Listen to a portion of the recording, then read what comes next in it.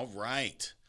And welcome back again to Big B Sports Talk Podcast. I appreciate you guys tuning in. Man, a lot of stuff to unpack this week. So, again, come to the website, www.Kool-Aid, that's Kool-Aid with the C, Coolaid, sports.com. We're also on YouTube at Kool-Aid Sports. Come check us out. We're starting to get a bunch of traction, so I appreciate it. But let's dive in, quick and sweet. I mean, a lot of controversy this week. My goodness. And how I'm going to attack it, it's not necessarily what side you're on, because the country's already divided enough. I mean, we could be arguing about the color blue, and people are going to hate this side and another side. It's absolutely insane what's going on in America these days. Having said that, controversy, John Gruden, Kyrie Irving. So here's my take. Starting with John Gruden, I mean, look, I'm a black man. There's certain things that are going to be offensive to me. There's certain things that are not going to be offensive to me. The deal is, and I'm honest, I'm brutally honest. The information with John Gruden, it trickled out. It didn't just fall and spill out. It trickled out. So the initial email was, well, he said the man looked like he had Michelin Man lips. To me, and I'm honest, I thought it was funny. I thought, wow, I didn't think of that. I mean, I've been in tons of locker rooms from high school to college, and everybody made fun of everybody in the locker room. And nobody was because number one, they didn't take it to a racist place. I mean, but nothing was off limits. Your mother, father, grandmother, girlfriend, everything happened. All of it. And it was all fun, and talking about somebody's appearance was a huge part of that. But then they started, okay, well, what else? This also came out in the email. And this came in the same email. It wasn't something else. It was, okay, they just said this. Okay, his lips looked like he had Michelin Man lips. Okay. Well, then it was, well, he's dumb and is this. I'm like, oh, okay. Well, you didn't say all that in the email. You just said this part. Well, then it's not so funny. And then it's a pattern. And look, I get that people, myself, everybody has said some things that you shouldn't say, or said some things that either you regret or you don't regret, but you probably shouldn't say to somebody. That's human nature. None of us are perfect. But the argument on the flip side of that none of us are perfect, correct.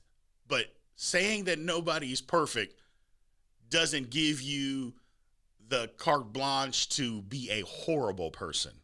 John Gruden is a horrible person because of all the things that he said.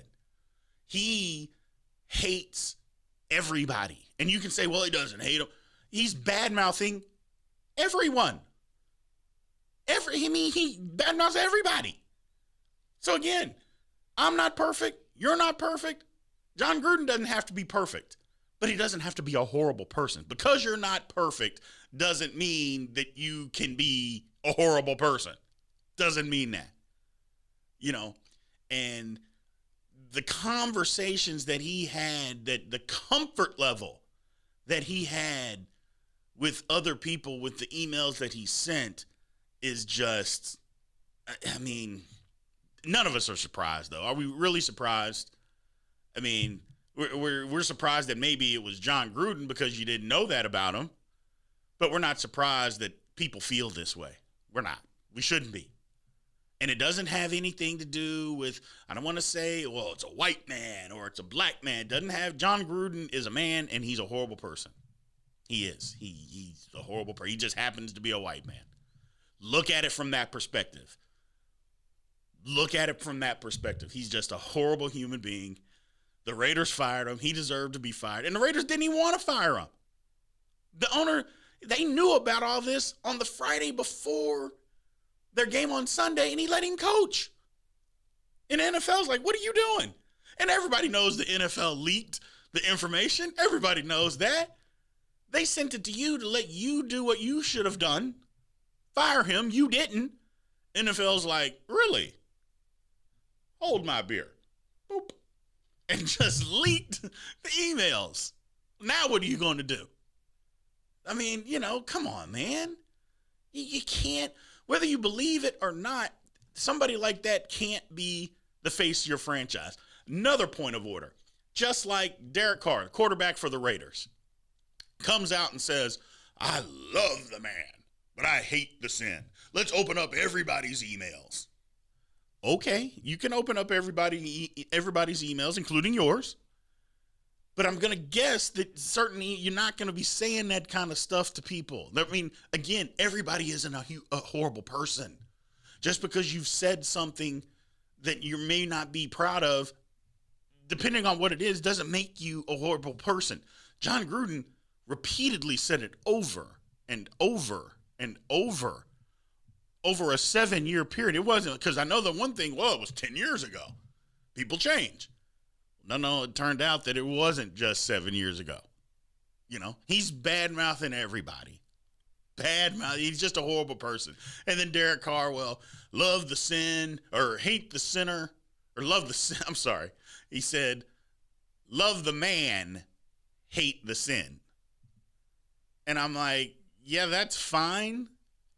And I get that part of it. But don't be talking about, he's the face of a franchise. You don't get to be a despicable human being and be the face of the franchise. Not in this day and age. 60, 50, 40, 20 years ago. Maybe so. But not now. And you shouldn't even want that. That's my thing. You shouldn't even want somebody like that to be the face of your franchise. You shouldn't even want him to be. It's like, hey, man, you had an openly gay guy on your team that you've praised. And yet that's how you feel. I mean, come on, man. What are we doing? And it doesn't mean that somebody is sensitive because I don't want to be discriminated against. Sensitive would be, hey, man, you look stupid. Somebody's mad wanting to fight you because you said that. Hey, man, stop being sensitive. The guy is literally making fun of somebody's sexuality and calling them slurs. That's not being sensitive. My goodness, if I can't be upset about that, what can I be upset about? Good, come on. It's just John, it was just bad. Just bad. He needed to go. Had no idea that he was this bad. And the thing is, it's just the tip of the iceberg. There are so many, 650,000 emails. There's going to be so much that comes out. Even though the NFL did come, we didn't find anything else that, disparaging in John Gruden's emails. Sure you didn't. You can say that because John Gruden is gone forever and you don't have to worry about it anymore. But there's other people in those emails that are not. So we're going to see how that works. Moving on. Kyrie Irving. Whew. Now look, again, I'm an advocate of taking the vaccine. I didn't want to. I even had a little skepticism about it, but my feeling has been this from the very beginning, and it's never going to change. This is what they're telling me that I need to do. It's not about the government controlling me. If this is going to give me an opportunity to live longer for my family, then that's what I'm going to do. I hadn't seen my mother in 18 months. 18 months I couldn't go see her. This was an opportunity for me to be able to do that. My mother lives alone. My brother's passed away. I hadn't been able to see her in 18, just physically put eyes on her. I'm not talking about FaceTime. That is not the same. Not with my mother, it isn't. Maybe other people it is. I need to touch my mother. Hadn't been able to do that. Got a vaccine, and I was able to do that. So that's what it's about for me. If this is what they're saying that's going to help me live longer versus just taking a chance, okay? Because I don't want to go down if I get this, and I've had it. I've had COVID, and it didn't affect me like it affected my wife, who barely could lift her head off a pillow. But for me, I don't want to go down thinking, you know what, if I'd have taken this shot, maybe I'd have had a chance. I don't want to go down that road. And again, I've said this before. If it turns my liver into a rock in 5 years, I'm going to be mad about it. But I'll be mad at myself. But this is what I thought was best for me. And everybody should do that. If that's what's best for you, do that. But the whole research thing, Kyrie's full of it. He's full of it. He's full of it. Kyrie Irving has access to as much information as he could. I mean, Kyrie is part of the privileged society. So the New Jersey Nets, or the Brooklyn Nets, I'm sorry, brought in doctors that created the vaccine to tell you and teach you about it. Okay. You could have gotten this all the way from, let's just say, January of 2021. It is now October 2021. So that's 10 months of research. Because that's, hey, I would rather Kyrie just come out and just say, I just don't want to do it. Just say that. But don't tell me you got to go and search for research. You had the people that invented it came and talked to you. That created the vaccine came and talked to you. But that's not good enough? Okay. So the person that creates the vaccine is giving you the information. You don't believe them. Okay. All your research that you are looking says, well, it's dangerous and this. Okay. So you trust yourself over the person who created, and that's fine. If that's what you want to do, fine. Just don't lie to me. Just say you don't want to do it. Just say, I just don't want to take it, and I'm not going to. But here's the thing about Kyrie. He says he wants to play basketball. If he were to be traded, then he wouldn't play. And we all know it. He would, I get to choose where I want to play. You know, well, hold on. You signed a contract, and contracts means you can be traded to play anywhere. That's part of it. You don't get to say, unless you have a no trade clause, which he doesn't have, then you are able to be traded somewhere else. And that place could be where they don't have a vaccine mandate. But we all know that he wouldn't play then. He would say that I should be able to choose where I want to play and choose what I want to do. It's all just exhausting for me. It really is. I think if somebody else were standing on this hill to die, I would have a lot more respect for that person versus him. And again, this is not I'm against people that don't want to take it.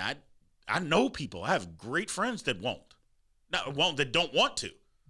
That their research has told them they don't have the same kind of access to research that Kyrie Irving does, but their research says it's not good for them. Okay, no problem.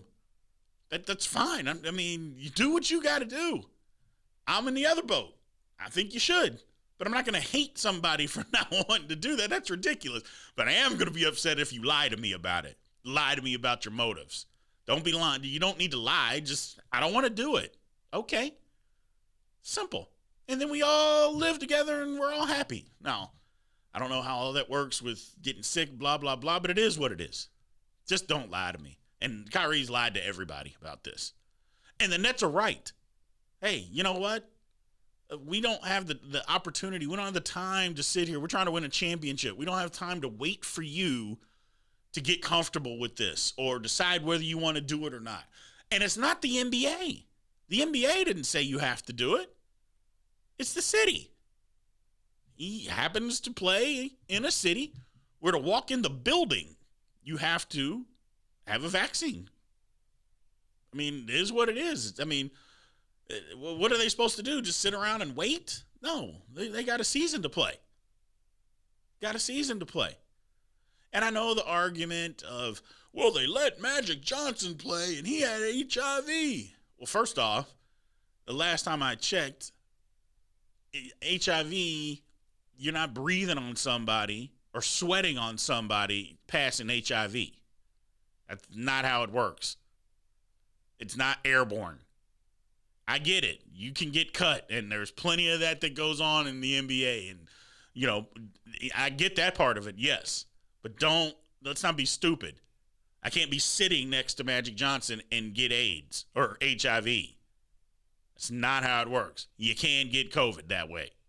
So it's just the idiocy for me. But I digress. It is what it is.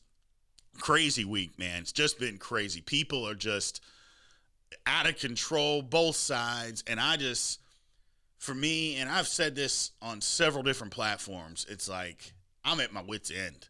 I just want everybody to get along. I know that this crazy world, and I know everybody can't get along, and I'm singing kumbaya nonsense, but it's just everybody against everybody. At some point, we got to stop and say, you know what? Hey, we're all in this together. Let's figure out a way to just coexist and just move on our happy way. Sports should be that. Sports has got to be that, man. It's got to be that. Can't be everything. We can't politicize and hate each other for this. Let's get back to the sports. I appreciate it. Again, it was just a crazy week, and I felt compelled that I had to talk to you guys about it. So, again, come to the website. Go to YouTube. Kool-Aid Sports, man. Send all the emails and everything. Again, the email is bigbsportstalk44@gmail.com. Shoot me an email with any topic ideas. I get several every week, so I appreciate it. And until next time, thank you.